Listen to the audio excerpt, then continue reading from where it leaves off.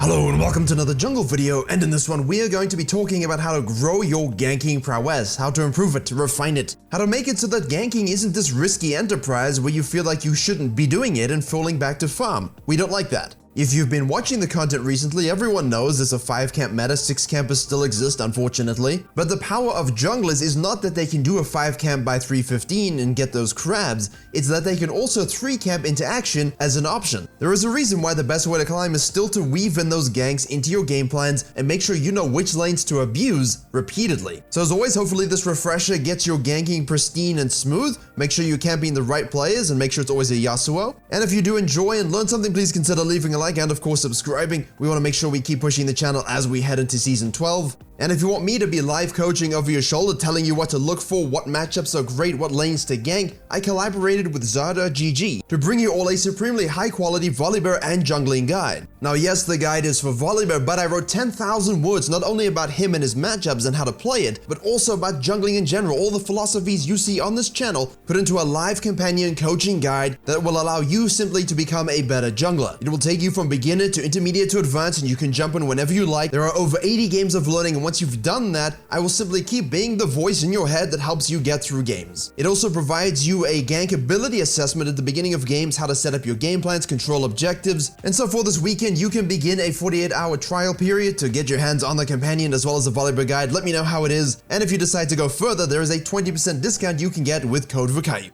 Right, and I'm sure all of us have seen Low Elo VODs, we've watched Low Elo videos that I've put out and other channels have put out, and you see someone ganking and you just kind of laugh. And then you go into a game and you wonder why you can't get fed. Watch your replays, watch your ganking etiquette, watch the way you path. I would laugh too. And that's because even in Diamond 1, Diamond 2, Low Master, people are not picking a lane and sticking to it. The creativity of pathing has gone down the toilet with this full camp meta that we've had the whole season. People are not thinking about 1, how to avoid or fight the enemy jungler's matchup and make sure they aren't able to play the game, but 2, which is the lane that I can most easily gank, and then how can I reconcile these two ideas into a really good starting route that allows me to do both of them? No, instead we're focused on making sure we 5 and 6 camp as fast as possible, we're making sure we get a Scuttle Crab, and we're always looking to gank every lane. And while this is a noble cause, being everywhere and ganking every lane and being in control of the game really stems from having a solid foundation. If you don't know where you're gonna gank early, if you don't know what your sort of foundational lane and win condition is, then you're not gonna be able to be everywhere because you're gonna be chasing your own tail. If you enjoy playing certain ganking junglers like a Rek'sai, Warwick, or Maokai even, then you need to know that sticking to a lane and abusing it as much as possible to get yourself fed, to get a laner fed, really enables you to map float really well. And yes, I made this Victor extremely tilted from the footage you're seeing. And that's because when you do that, the enemy jungler has to do something. He has to rotate to counter gank, he has to counter jungle your camps. But if you've picked the right lane to do so, if they rotate after you at all times and they sort of compromise their own game plan, now you can transition that to a gank on the top lane, to a gank on the bottom lane. And that's where my companion guide really comes into its own because it's jungler agnostic. It tells you at the beginning of every game which lane is the best one to gank based upon my own ganking tier list. So if it tells you that the bottom lane is an S+ lane to gank, you know, consider starting on the top side, sequence down, and get your gank on. And if it's a top laner, you know, swap it around. Start on the bottom side, sequence up, camp the Akali, get her fed, deny the enemy jungler, and then transition that to make sure you're impacting other lanes as well because you know where the enemy jungler is. He's following you around like a dog. I don't advise typing that in chat unless you're on EU West, but you know, saying it out loud is kind of funny. Secondly, when you do go for these ganks, please consider using patience. Now, I'm not saying sit in the bush and wait 18 years, but you need to understand where the enemy jungler is according to where they started, what their goals are. If they're on the opposite side, what are you losing by simply being a little bit patient? And I'm going to combine this with a third thing, which is really understanding vision control and pathing around the fog of war. As you would have seen, Cuz in this example with Volibear went to the top lane gank after his first clear. He knows he was spotted on a ward based upon the body language of the Wukong backing off. He moves them down to take the crab. He knows the Viego is on the opposite side of the map. He knows that he has no camps to be counter jungled, so if Viego doesn't get anything from the bottom lane or the mid lane, it's really okay for him to delay his gank a little bit and then wait for them to commit, wait for them to skirmish and fight, rotate, grab himself a kill, and now he can reset, you know, after Krugs if you want, and get to his tier 2 grump on the other side, and then look to gank on the bottom lane as well as on the mid lane. If it was topside and it was warded and he didn't want to wait around for that because he was fearful of the enemy jungler being topside, or even if he knew he was bottom side, you have to consider the laner priority as well. If Viego had laner prior in the mid lane and the bottom lane, well then you can't just run across mid lane and fight. You'll be collapsed and you'll be killed. So the patience here really is, well, there's nothing else to do, I might as well commit to this gank. Using the downtime of camps is really what defines a good jungler. Here from this Echo game on the gameplay channel, he waited in the bush. He saw that the set had prior, the set was winning hard in lane. He moved on down to maybe ward, clear vision. The Echo waits. Where is he gonna go? Where is he gonna ward? And do I need to scan or circumvent any vision to get there as soon as possible? Now, if it was 100% warded and you didn't want to be detected, you just take the nice pathing around the wall, as you would have seen in the Maokai video, sticking close to the fog of war, making sure you're not seen in case the vision. This is normal. But if you know it's not warded and they're committing to a fight and they're pushed up, please don't hesitate. Once you commit. Get in there, get the kill, shove the wave, do what you need to do as a jungler. And understanding the difference between patience and hesitation is very important, because waiting for the laners to commit to something or think that you're not there and then running in with no hesitation, that's well and good. But sometimes if you want to go for the gank and you know it's warded and it's pushed and they're low, don't get into the bush and sit there. They're just going to disconnect and run away.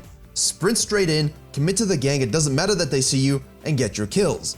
And then to continue on that third thing, which was wards, please set up those counter ganks beautifully. Immediately rotate, yell at yourself verbally. If you see the enemy ganking in a lane and you're able to get there, please ditch your camp, get to the lane, clean up kills. You can honestly save your laner or even just clean up kills yourself, push waves, get so much more experience, and then you're just in total control of the game. These things, patience, hesitation, wards, counter gank, immediate rotations, write them on a sticky note, put them on your screen. They are fundamental to great gankers, and you'll notice in Challenger and High Elo that they do not have these issues. But the lower down you go, the more they wait too long or too little, and then more often they don't hesitate when they should, and they do hesitate when they shouldn't. And the fourth thing here, and it's very important, mind games. And when I say to you, pick your lane and stick to it, and use that as a foundation to gank every lane, and when I say use wards for counter ganking, execute patience and hesitation, yes, it's all built into it. But by mind games, you have to anticipate, what if they did ward here? What if they are expecting me to return? Did they use flash? Am I timing it correctly? And then finally, can I use every known route to access this lane to really mess with them? And that's really the culmination of becoming a great ganker. If you've ganked the same lane 5-6 times and used a different path, a different route multiple times, even if you didn't have to, trust me, they are tilted, they have no idea how to play the game, they're concerned that you could be coming from any different angle, and that's such a huge thing in terms of ganking, because guess what? Even the most simplest gank will eventually reap rewards because you've laid the foundation to absolutely just screw with them, and that's really what we want to do, isn't it? Every time a mid laner wards in a bad position, you know this by pressing your F keys and clicking on the minimap, think about the ways that not only can I be intentionally detected, just walk across in one direction and then don't show up. Now you're probably thinking, wait a second, did he just tell me to be detected on purpose when junglers want to be hidden and controlling the fog of war and being the big question mark everywhere? Yeah, you do. But if you have such control of a game and you have such a control of the enemy jungler where you're simply going to counter jungle, move up to the top lane, maybe do the herald, and you walk across a ward and the mid laner starts freaking out thinking, alright, I'm being ganked again, but you don't, all of a sudden they're spam pinging for help from their jungler who's on the other side of the map or dead or just so far behind they can't fight you. You're just living rent-free right in their minds. And honestly, when you're trying to actually gank, we really don't want to be seen, so I'm not saying walk through wards all the time. I'm just saying implement any sort of mind game advantage you have available to you to guarantee the most success when you do decide to commit. Obviously, I'm not talking about ganking fundamentals, I've done that many times, I'll link those below. And on the note of mind games, I've spoken a lot recently, especially in the S+ jungler video, about doing an objective, especially the dragon, and then you move to your raptors with the option of going up to the top side. You don't always necessarily need to do that. Sometimes you can simply repeat gank or re-presence yourself on the bottom lane by sequencing down to your Krugs and then sneaking in for a lane gank. All of this is part of the mind games. Repeat ganking so quickly really works for the same reason. Why do you think Evelynns love to gank bottom lane and then go and sit in the Fnatic bush or simply cheese between the towers? Because rarely will they expect you to do that. And that's why smurfing junglers that you have in your games, if you ever faced them at Smurf queue or you've seen historically, they love to pick a lane and camp the hell out of it. They use every sort of mind game advantage and pathing advantage to do this kind of cheese. It gets you fed, it allows you to do everything else you need to do afterwards, and honestly, it's just the best way to think about ganking. Finally, if you're doing all of this well, plus stacking your CC and you're getting fed, please remember this one important phrase. kill conversion ratio. Please, my friends, if you get kills from ganks, if you get kills from enemy junglers, if you get kills from counter ganks, the first question you need to ask is not how many Krugs can I slay in my own jungle, but can I steal their blue? Can I steal their grump? Can I steal a crab? Can I push a tower and get some plates? Can I secure dragons, heralds, whatever? It really doesn't matter. If you are ganking and getting kills, please remember to use that to gain advantages that help you win the game. And that's by grinding your teammates' stats and the ability to get as close to the Nexus as possible before you force them to FF and type in alt chat jungle difference. And as much as we all hate that, and I know we all hate it, when the enemy team types it and our team types it, trust me, you feel good, don't you? You get the dopamine. It's okay, admit it. And that doesn't start by you AFK farming in your jungle while you listen to Mozart. It happens because you executed not only great fundamental and mechanical ganks with your champion of choice, but you also enacted all the things I mentioned in this video that got you leads, that got you laner leads, and makes everyone feel really happy and confident. And obviously it's 2021, so we need to always consider everyone's feelings at every given moment. But there you have it, a short and sweet video on a few fundamentals for ganking I'm not seeing a lot in coaching and I need to see more of in the VOD scouting that I conduct. And obviously playing Maokai again has really